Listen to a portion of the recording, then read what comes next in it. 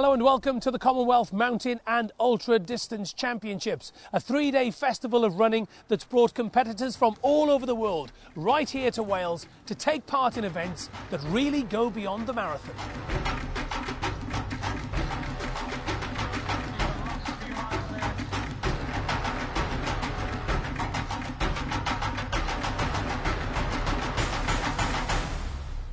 The three counties of Anglesey, Conwy and Gwynedd are rich in culture and scenery, and each will host one of the three main events that make up the Games. But during the competition, the athletes will have little time to take in that beauty and the history, as many of them will be facing the greatest challenge of their sporting lives.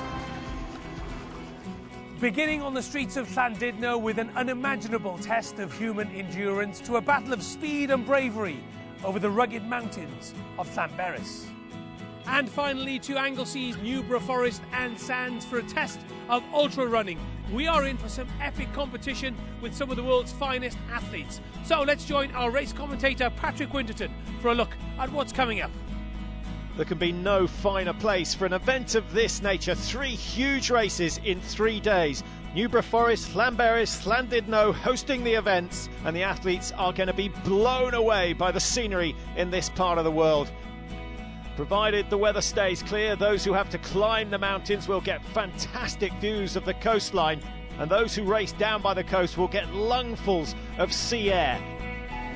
Llandudno has been chosen to host the 24-hour race. The tourists will be going up the Great Orme, but the runners will be up and down a 1 kilometre loop to make up whatever distance they can achieve in the 24-hour period. It's mind-blowing stuff, but it's attracted nations from all over the Commonwealth. Wales, the host nation, of course, are here in numbers. England have some excellent athletes and certainly expected to be in the top three. It's hugs all round for the athletes. All the supporters here know exactly what they are about to go through. Some have prepared for years for this event, and certainly they know the pain they are about to experience.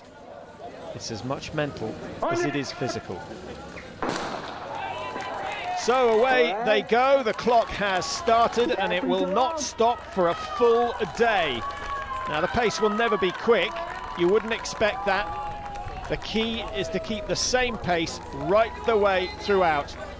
Wearing number 1 is the Australian legend, Joe Blake, the defending champion, and with a PB of 249 kilometres. If he gets anywhere near that today, it could bring him his second title.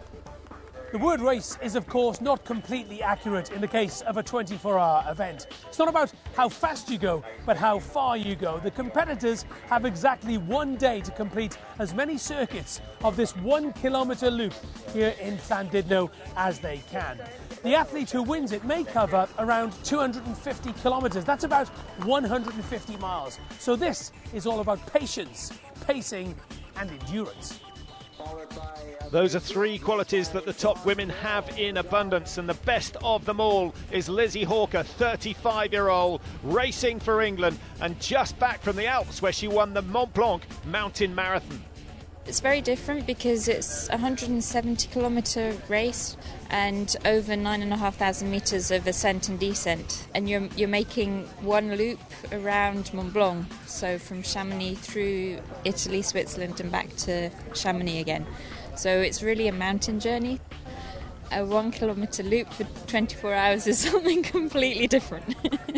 This is my first one on the road and I think you really have to get your head into the right place and just take it as a moving meditation and just let it flow. Each of the athletes has their own race plan, knows how to deal with the situation. Meredith Quinlan from Sydney in Australia knows exactly how her race is going to turn out. Marking off each hour is, because it's only 24, you know, once you've been through an hour, that's it, you know, you can mark that off and you never have to revisit it. I think it's genetics. Stubborn. It's all about what your mother gave you. Well, that may be the case. John Pears from Wales is flying the flag for the home nation. Yeah, not bad, going well, yeah. On plan, feeling good. Nice and relaxed. I'll take one of those. Just taking the lead, so I'm not so happy about that. Prefer coming from behind. This, for me, is the ultimate physical and mental challenge. It's mental in both sense of the words. And I train, I run tired and I run hungry, so I get up at 5 o'clock in the morning and I go and do a 10-mile run before work. So I'm going to be running at 3 o'clock in the morning, and my body's going to be saying, go to bed.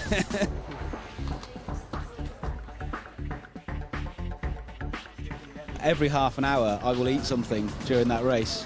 So I'll run and then I'll walk for maybe 100 metres while I force some food down me, and then start running again. This is not so much a race, it's an eating competition with some running involved. The best athletes will lose the least amount of weight as they burn up a massive amount of calories. Maximum will be 200 an hour for 24 hours, but I think you lose more like 400 an hour, so probably, yeah, whatever the maths is on that. I'm an athlete, I can't do maths. Yeah, well, actually, I'll take a Mars bar. 6 hours in, 1.5 marathons already completed by the leaders. And both the men and the ladies leader together. Lizzie Hawker alongside John Pears. Pears all talk and smiles. Hawker totally focused with a long, long way to go.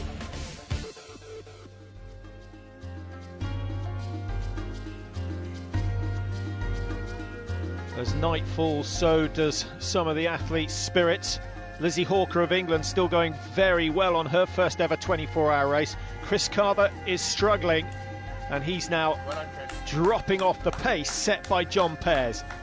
The human body is designed to sleep at night, so I think for me it's always that time after midnight, whether it starts at 10 a.m, noon, 2 p.m, always that period. Midnight till 4 o'clock in the morning, I would say, is a low point, and that's when I'm drinking cups of coffee and really trying to keep my energy up.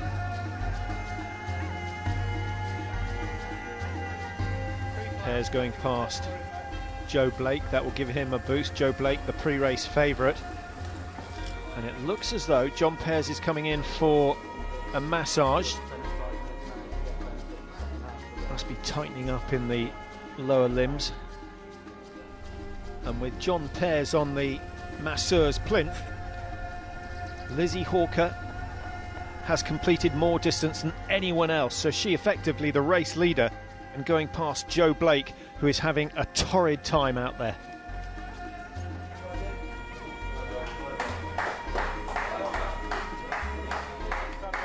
Pears now has something to chase as he tries to get those legs going again. So the first few steps after that massage were a bit tough, but legs are feeling really good now. Nice and easy, so that's great. So Pears looking and feeling better. Aaron Bhardwaj of India, well, he is the master of the catnap with plenty of experience of these sort of races. Just 10 minutes. It will feel like 2 seconds.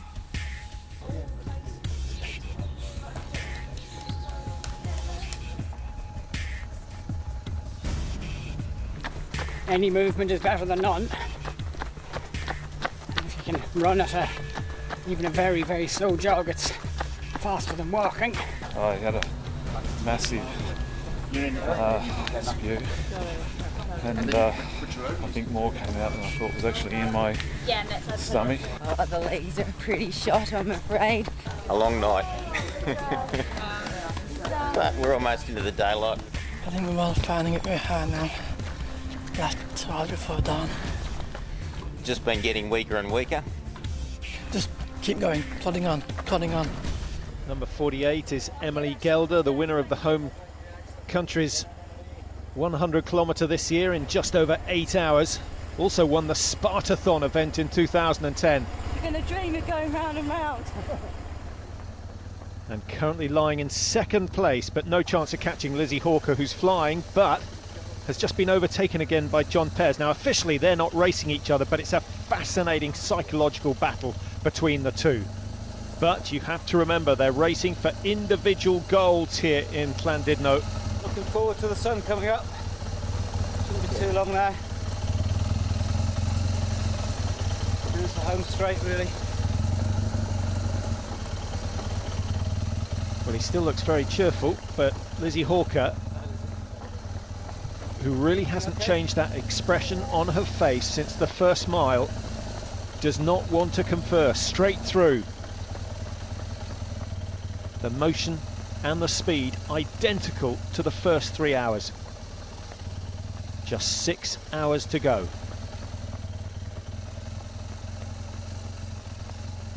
She's in a world that many of us have never visited. A coping mechanism for an event that is beyond most of our comprehension. So I took the lead back then. Too good.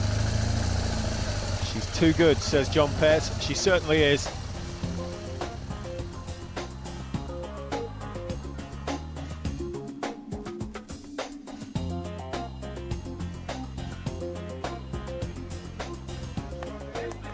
This is the happiest team camp in Llandudno. England are well placed in the team event. No wonder why there's so much vocal support for lead athlete Lizzie Hawker. She's running one record-breaking race.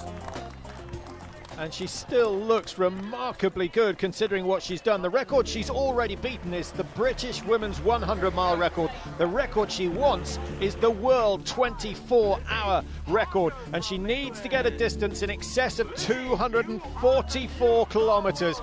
It stood for 18 years. Sigrid Lomsky of Germany holds that record. And with just an hour to go, it does look as though Lizzie Hawker's on schedule.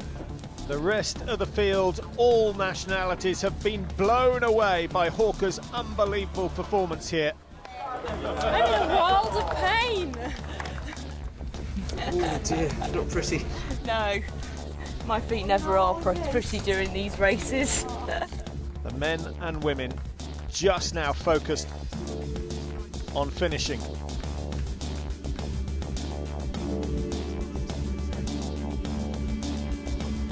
This is a sort of pain you can only understand if you do the event yourself. Now the way it works is they get to the line and are given a beanbag for their last lap. They drop that wherever they finish as the hooter goes, and that will give them their exact distance. Hawker takes the flag. She knows the race is won. John Pears, he's not going to get the 255 kilometres he wanted, but it's been a great race by him. But this is the woman we need to watch, because world records are being set here in Llandudno by a woman who has never done a 24-hour race before. Pears will take the men's title for Wales. A great effort from him. 4, 3, 2, 1, and down go the beanbags, and down go the bodies. Truly remarkable. The world record distance has been marked. It will now be measured. Only a month ago, she won that race, the Mont Blanc Mountain Marathon that would finish most people for a year. And now she's come to Wales and set the 24-hour record. Astonishing. I think I'm in shock actually, because I really didn't know what to expect, because it was my first 24-hour on the road. So, you know, I came in having no expectations whatsoever. So, yeah. No medals and no PB for Carver. John Pears, on the other hand, is celebrating. Oh, it's fantastic, fantastic, absolutely brilliant. This has been my dream for the last 2 years. Just completely blown away. I had to dig deep. I remind myself of the training I've done. Just keep telling myself I can do this, I can do this. You know, really, really working hard. Yeah, just thinking, you know, thinking of the badge. Yeah, and just, oh, so proud. And so he should be, a member of Buckley Running Club. He lives in Zurich now, in fact, and at this rate it's going to take him a long time to walk home. He has completed 6 whole marathons in the last 24 hours, and he takes the top prize in the men's event. Second to David Kennedy, third Pat Robbins. Wales, Australia, England on the podium in the men's event. 244.33 the distance, and England taking the team medal yet again. In the women's event, the bronze going to Meredith Quinlan, 217 kilometres. The silver to Emily Gelder, 220. But this woman has beaten the previous world best by over 3 kilometres. Lizzie Hawker is the champion here in Llandudno. She takes the individual gold, and England take the team gold in the women's and the men's event. So first blood to England and Wales. Now we move on to the mountain race, an event that tests your legs, your lungs, your self-belief and sheer bravery. Join us after the break.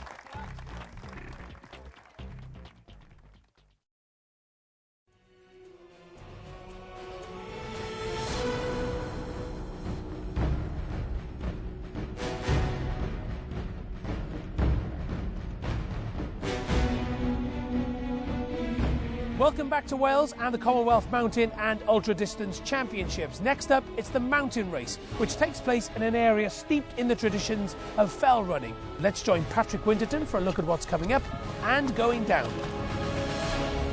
The teams have moved south and into the mountains. Llanberis hosting the next event in these championships. I just love how it kind of gets everyone together and just the whole atmosphere of all the countries coming together and having a good time up in some mountains, getting lost together. I'm loving it. I just think it's so beautiful. I'm kind of just hoping to have a good race in myself and just enjoy the scenery and just have fun in the race, really.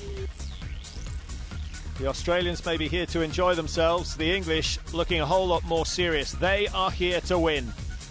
It is a very strong team. We had the World Championships a couple of weeks ago, and the team that was out there were mostly English, and it's the same guys again, so we know we're in good form and hopefully we can do well. The women will be the first away, and Mary Wilkinson from Bingley is one of the top women in the field.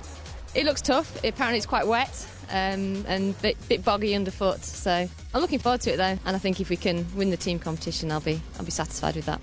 At our trial race we had a real battle between all 5 of us really. So, I mean, there's Lizzie Adams, who had a storming run in the World Mountain Run Championship. I mean, anybody who's here is of a high standard, so you just got to watch your back for everybody. I went to look at the course yesterday, and the course looks really good. I can see Snowdon in the background, and it's really runnable, so I'm looking forward to it. Excited and confident, I think. John Pears and Lizzie Hawker's victory in the 24-hour race was all about cautious pacing. Up the slopes of Moel Eilio, caution will be thrown to the wind and the rain. Under starters' orders. 3, 2, 1. Kiplagat, 136, very keen to get away. 1, 2, 3, we know all about Lizzie Adams, who sets off at a steady pace. Victoria Wilkinson looking strong. Olivia Walwyn-Bush, another name to watch out for. But it's Kiplagat who goes like the wind off the blocks. And maybe she's forgotten that this is a mountain race, not a road race. 8 kilometres the total distance. A long climb up Moel Eilio. They don't quite get to the top of the mountain, but it's an up and back race. Well, there's the profile of the course, a total of 550 metres to ascend. That's half the height of Snowdon. And they'll disappear into the mist before they can turn around and race back down to the town of Llanberis and the finish. Now, this is where the climbing starts, up through the estate, and it's cruelly steep in the early stages.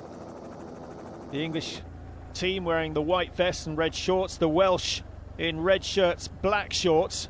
Kiplagat of Kenya, it is still leading, but the English team gathering behind her. Lizzie Adams has just finished 5th in the world title. That's 1, 2, 3. So she's on fantastic form at the moment and could well be the one to watch out for today. But it's Sarah Tunstall who goes past Kiplagat to take the lead. As the race moved from the road to the rough tracks of Moel Eilio, the English trio were injecting some pace.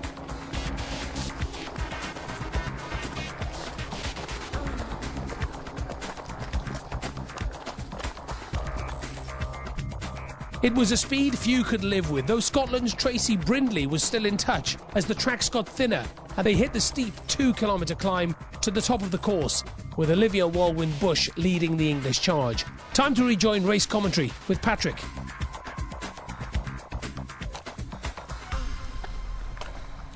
Walwyn-Bush of England, now the current leader in the women's mountain race. She got beaten by Wilkinson and Adams recently in a trial race in Keswick by about 1.5 minutes, so she's trying to make her bid for glory very early on, climbing well, using the arms as well as the legs.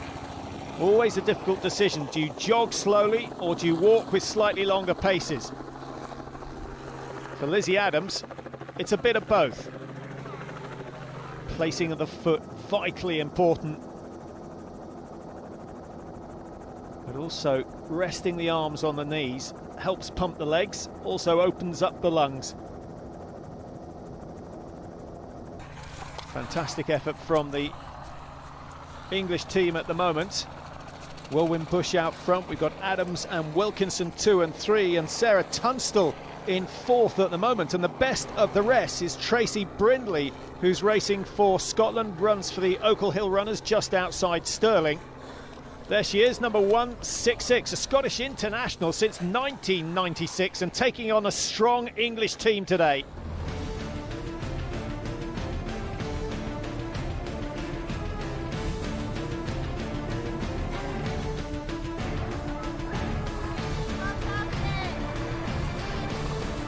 As they approached the top with legs and lungs burning, it was Scotland's Tracy Brindley who ran through the pain and the mist to be the first at the turn and begin the descent. Could she hold on though, with England's Lizzie Adams third to begin the drop back down to Llanberis and the rest of the pack not far behind?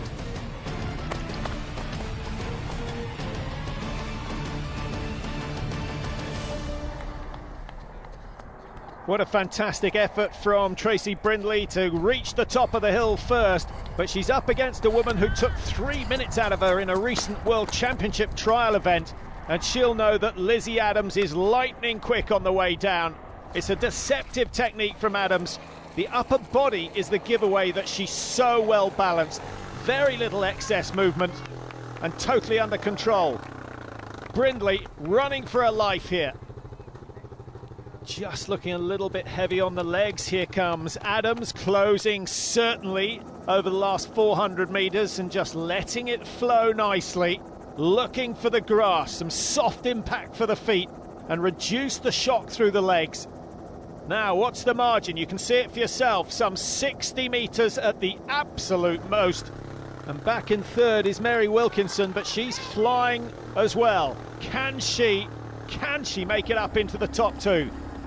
Adams is getting ever closer to Tracy Brindley, the 25-year-old from Yorkshire, still looking strong. There's plenty of spring in the legs, and the distance between herself and the leader has gone from 400 metres to nothing.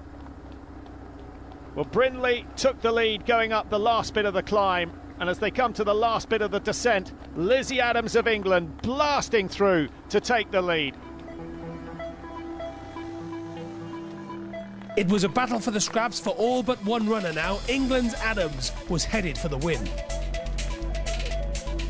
8,000 metres, 550 metres of climbing, and Lizzie Adams of England, who lived in Wales as a child, has timed it and paced it to perfection. A brilliant run from her. She saved just enough energy for the descent, and she takes gold for England. Tracy Brindley for Scotland was first to the top, but didn't have the leg speed to hold on to that top position. She gets second and the silver medal, and third goes to Mary Wilkinson. Another well-paced race from her. So the English in first and third, and looking for yet another team gold. So the results, 43.07 for Lizzie Adams, Tracy Brindley second, and the silver, Wilkinson in third. England, in fact, getting 5 of the top 6 places. So another convincing win for them ahead of Scotland.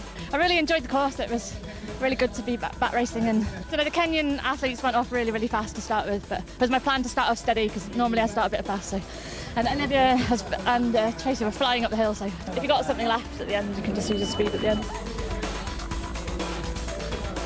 Overall success for England. The Australians, the best they finished was Bronwyn Humphries in 13th. A whole mass of races taking place here, open races, and the home countries, under 18s, under 16s, under 14s, and some real potential being shown. I'm sure 1 or 2 future champions racing in the junior races.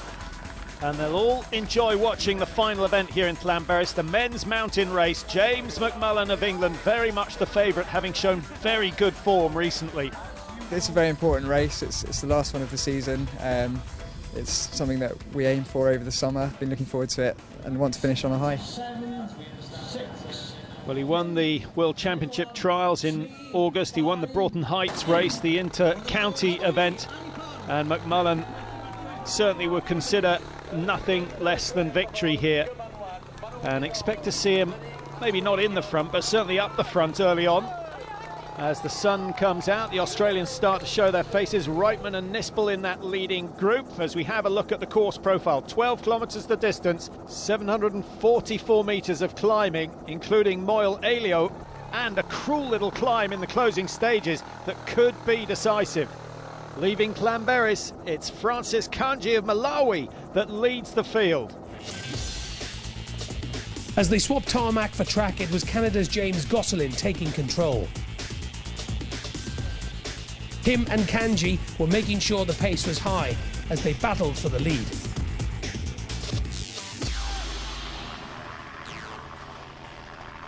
Leading the way in the early stages, James Gosselin all the way from Ontario, Canada. And he's had one or two successful races in Mexico in the last couple of months, so he's on good form. I don't think this is just a flash in the pan, but the question is, can he maintain this pace all the way to the top? Already the favourite, James McMullen, is starting to show himself. Mouth wide open, trying to fill the lungs with oxygen. And it's a good effort in the early stages from Francis Kanji. He stuck with it, still in third place, up the steepest part of the course. Good to see the Scottish contingent showing. Got Robbie Simpson, Joe Simmons there as well, and Rob Samuel of Wales. With the top Englishman James McMullen an ever-present third, the battle for the lead was now between Gosselin and Scotland's Joe Simmons. The men in blue and white were most likely to threaten England for the team win, and Simmons was doing his best to help that happen as he led to the top.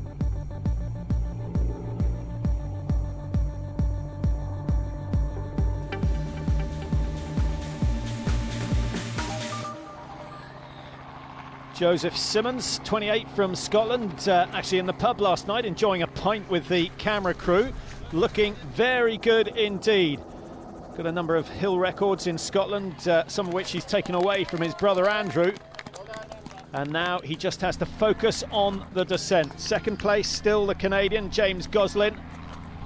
And James McMullen, some 120 metres behind the leaders. Round the cairn at the top. McMullen, a very fluent descender indeed. Runs for Thames Hare and Hounds and the Epsom Oddballs as well. This is Rob Samuel, a man who's got a time of 2:44 for the Snowdon Marathon. That's a cracking time, and he's hot on the heels of Robbie Simpson, the 19-year-old Scot.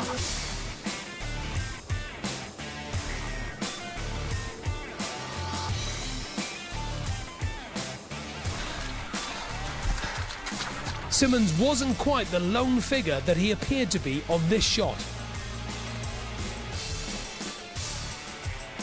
James McMullen was close behind and was the man to fear. Simmons knew it, but would the Scot be able to hold on for the final third of the race?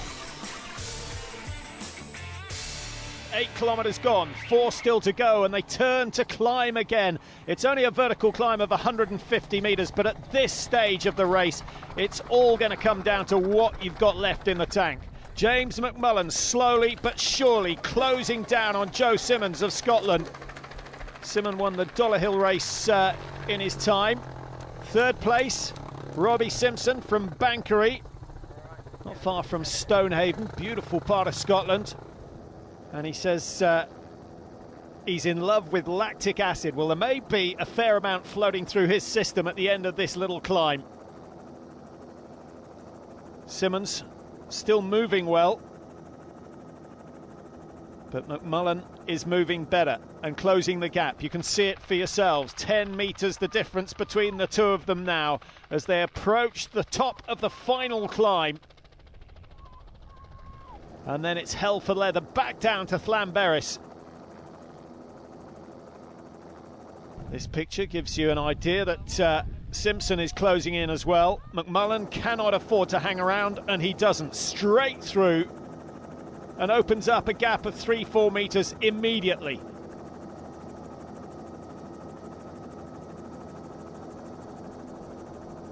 That's the end of the climb. Down they go.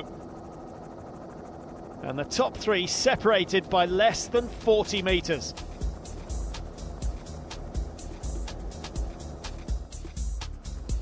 After his well-paced run, McMullen had plenty left for the final mile, while Simmons was left to worry about a late charge from his teammate Robbie Simpson and Wales's Rob Samuel. But the English flag would be first out at the finish. Less than 50 metres to go for James McMullen to claim victory here in Llanberis. He paced himself well on the climb. He just got stronger and stronger as the day's gone on. I was pleased with that. I thought it would be around 50 minutes. It's very difficult to tell on these courses, but yeah, that's what I was hoping for, and I thought that would be good enough to be near the front. And England are sweeping the board. Well, I hope we can do it. Let's wait and see on the team results, but it was great to pick up a medal for England, and I hope the boys can bring it home for the team as well.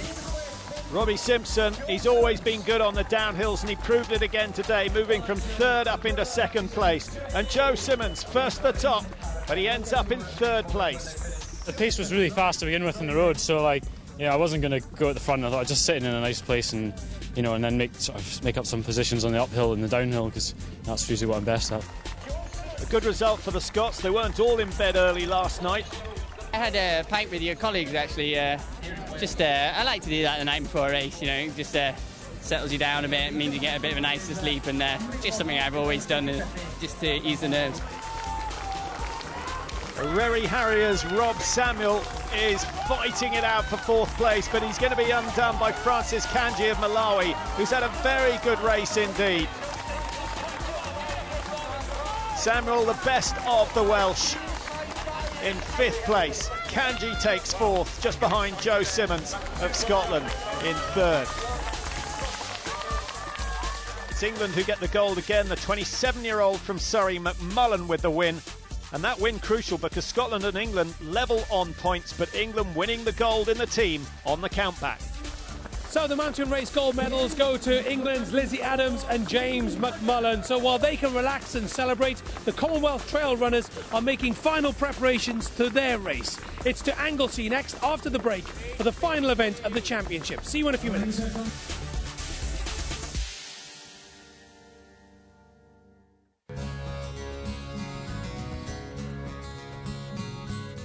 Welcome back to the Commonwealth Mountain and Ultra Distance Championships. We're crossing the Menai Strait, the piece of water that separates mainland Wales from Anglesey, where the 55-kilometre trail race takes place, the final event of the championships. While the mountains of Snowdonia have long disappeared over the horizon, now the terrain for the Commonwealth Trail Championships is all about forests and energy-sapping beaches. The competitors have to battle their way across Newborough sands to reach Llandwyn Island with its ruined church dedicated to Ddwynwen, the Welsh patron saint of love. Will there be any love amongst the competitors? Not once the gun goes. Well, here's a man who really will be fighting for victory here, and it's Richard Gardner, policeman from South Wales and former winner of the Snowdonia Marathon. I can't wait to go running for Wales in this event against these other countries and to show people what us guys in Wales can do. This is the first time that I'm setting out on the ultra running. Of course, as a marathon runner, you go up the distances, and I'm familiar with doing the mileage. It's going to require a little bit more pace judgment and experience. Well, plenty of the local kids are getting experience here on Anglesey. They're setting a wicked pace in the early stages of their short trail race, taking part very much the important factor in this event. And here's part of the course, Llandwyn Island, and here's a man who could win it, Jason Lutit of Canada. This one is a a trail race which is longer than a marathon. An ultra is longer than a marathon being 42 kilometers, this one being a little bit longer. This one would be different terrain. I know there's running on the beach, there's a little bit of undulating terrain, and like some of the trail races, they're not like the trails in the local parks. It's an honour to be in Wales and to be here for Canada. Hugh Lobb of England, the only man to have proved that 2 legs can be better than 4 by winning the man versus horse in South Wales. He could be one to watch today. I kind of looking at it as almost like a long cross country. It's going to be very varied terrain. So really, it's a 5-lap course. Hopefully I'll be near the front for the first 10k. I don't really see any benefit in going out too hard. So really, I just want to stay around the front and just try and watch out and see what's happening. Quite often with these longer races as well, it is quite a big scope for making tactical errors. So we may see people go off, too fast at the beginning or blow up towards the end, and that obviously makes it an interesting race for people watching. I'm excited, I'm ready, I just can't wait to begin and find out what I'm about and what I can do. So 55 kilometres the distance, and off they go. There'll be a bit of hustling and bustling as they sort themselves out. Richard Gardner on the left-hand side wearing 2:55, checking the watch. And he'll want to pace himself around this course. Certainly, with 5 laps of 11 kilometres, local knowledge will help. They'll know exactly where to run. They'll know exactly what sort of time they want to complete each lap. Let's have a look at the course, which uses Newborough Forest and out to Llanddowin Island. Sand, undulating terrain, a little bit of rough ground, some hard track as well. Just as trail running should be. A nice mix. 5 laps, remember, of 11 kilometres. And they've already set a fairly stiff pace early on. That's Chintalia, 181, leading the way for Zambia. Jeffrey Tum is 260 in second place for Kenya. And Hugh Lobb of England just behind him, looking for some harder sand. That's absolutely crucial. And I can guarantee that the Welsh team will have been down here time and time again to pick the best route. That's not an advantage that Jason Luted of Canada will have had. Second in the World Championships over in Ireland recently, and setting a good pace early on. Sometimes the conditions are put there to challenge the runners, and especially to challenge those in a championship race. This one, I guess, involves also running on the beach a little bit, so sand running, and for those who have ran on the beach in the sand, they kind of, it starts to wear and tire you out. Some of the leading ladies in the field, 218 is Emma Goodrum. Very light figure, she should float over the beaches. And certainly won't be trying to match the pace set by the 3 leaders. Now, Hugh Lobb categorically stated that he wasn't going to push too hard early on, but he is trying to stay with Chintalia and Tum. And they've already opened up a massive gap over the main pack. An interesting tactic. 5 laps, remember, and it is not as easy as running on tarmac. And with the sandy sections, you have to be so careful. Tum leading the way, beautifully fluent runner. It's a pleasure just to watch him. And they're setting up an interesting situation. The Kenyan and Zambian certainly want to break away from Lobb. Lobb doesn't want to start too fast, but he doesn't want to lose sight of the leaders. What does he do? Well, now he makes his decision. There's no doubt he's just eased off a little, and a gap of some 7-8 metres opening up. The Englishman, I think, knows what's good for him.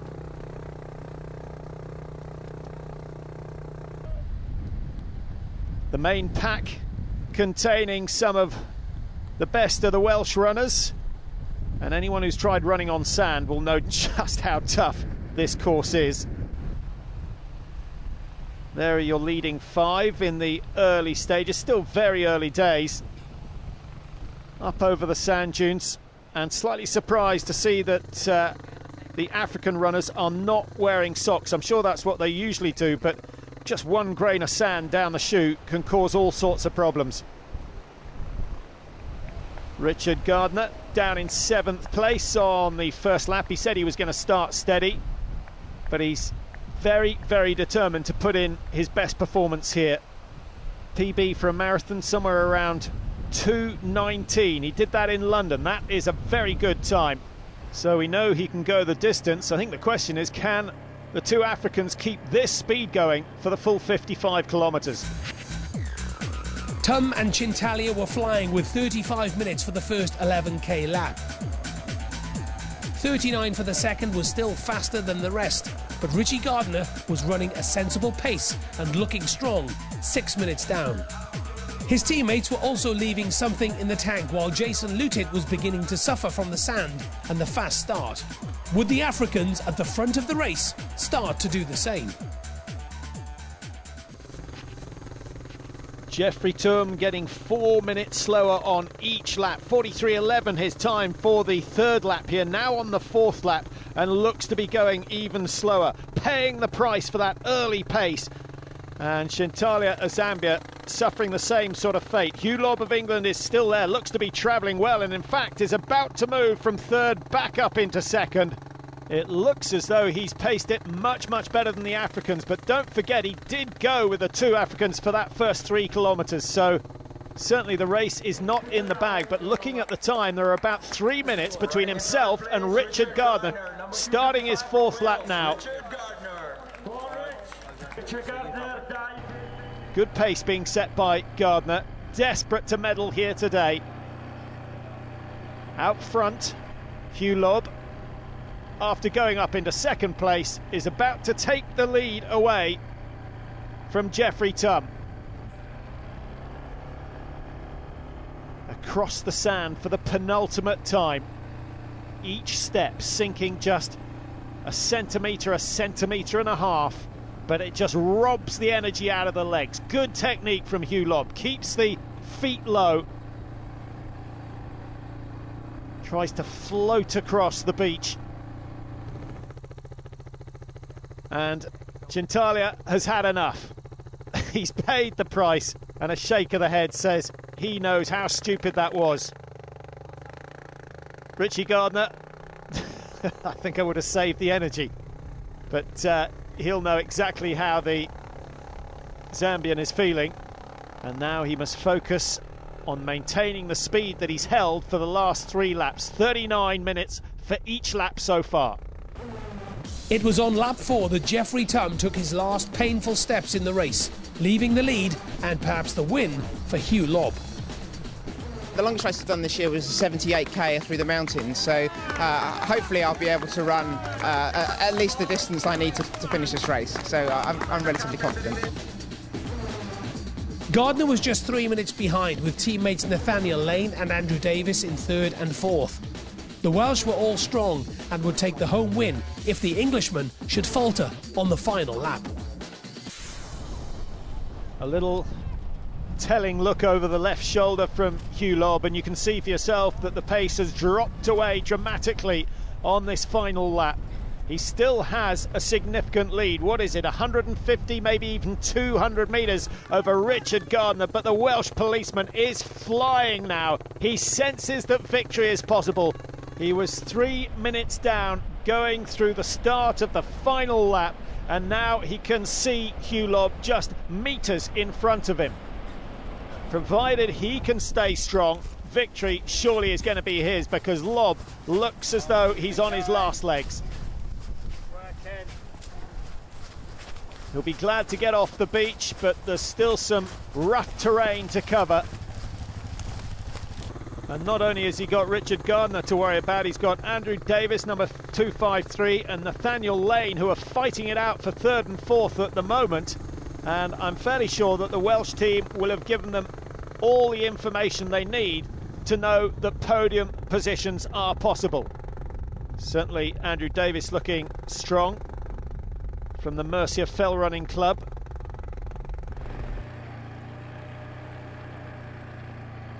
Gardner is closing, and he'll be enjoying this moment very much indeed. He's just playing this sensibly, hanging back a while. I think we'll see him accelerate when he goes past the Englishman, just to make sure that Lobb can't latch on to the back. Away he goes, very close indeed, but not a word uttered. Look at that, in the space of 20 metres, he's opened up 10. And I can tell you that Emma Goodrum, the leading woman, has opened up a massive gap over the Scottish veteran Angela Mudge. Looks as though Goodrum should seal this one. Steady pacing from her, 44 minutes for most of the laps, and is making it look very comfortable. The 40-year-old from Cheltenham and former 50-kilometre world champion. Now, all change at the lead of the men's race. Lobb has had enough, and Andrew Davies of Wales is moving through into second place. So Wales are now 1, 2 and 3. Gardner, Davies and Lane. And then Brendan Davies and Michael Dongers of Australia have moved into 4 and 5. But the winner will be Richie Gardner. And what a brilliant race he's run today. He did not panic when the leaders went off so fast at the start. He knew what was to come, and he's just got better and better. His fourth lap of 43 minutes, not the quickest, but his final lap's been fantastic. He's going to win in just under 3 hours and 30 minutes. Another title and a popular win. It's the best feeling. It's the best feeling in my 30-year career. You know, I've wanted to sort of get to this, the Commonwealth Games. I've had a few heartaches not making the major games. So to come here against the other countries and win the gold medal is all I could ask for. I trained really hard this summer and I put my body on the line, and it was just the perfect race. Hanging on the last 3 miles, but just strong. It's all about the work. You train hard and then you get days like this, you know. You know, I think Wales are going to with 2 and 3 as well now, so just a fabulous day. The perfect finish to the championships for the host nation. They get a clean sweep here. It's Andrew Davies in second place. He was 7 minutes behind the leader at the start of the last lap. He's done fantastically well. 3:34.34 his time to take the silver medal. Andrew, huge grin on your face as you came across. A Welsh one too. Yeah, it's brilliant for Welsh athletics especially. It's a long last lap running on your own, but I knew Richie was out there in the front, so I knew I had to come through to get a good team prize, hopefully. You stayed in the hunt as well, didn't you? All the way? Yeah, it was about half the way down the pack, but I knew if I just keep working at it, I'll just slowly pick them off, and luckily that's what happens. 35-year-old Nathaniel Lane from Cardiff. Well, we've seen him run some good 5,000 metres in the past. Today, he's run 55,000 and he takes the bronze medal. It's just fantastic. I mean, for Wales, for Welsh athletics, for the fans, you know, 1, 2, 3, home soil, can't get better. At 40, Emma Goodrum is still running like a champion. She does 70 miles a week, and that is why she can cope with the sort of course that they set today. A fine performance from her. Absolutely fantastic. I loved it through the trails, and I knew after sort of the fourth lap I could just keep going. So, sorry, I'm a bit out of breath now. Well, that's hardly surprising. She's almost been out there for 4 hours to take victory in the women's trail race. So England getting another gold, and they took the team in that trail event. In the men's, well, it was Wales who were dominant. 1, 2, 3 in the individual, and of course they pick up the team prize and their third gold of these championships as a result of that. But the Welsh still some way behind the English, who finished these Commonwealth Championships with a total of 9 gold medals out of a possible 12. Wales in second place and the Scots in third, ahead of Australia. So what a way to end the championships. A clean sweep for Wales in the men's race, and what a run from Richie Gardner. Over the past 3 days, we've seen the very best endurance runners in the world in one of the best arenas. From Wales, goodbye.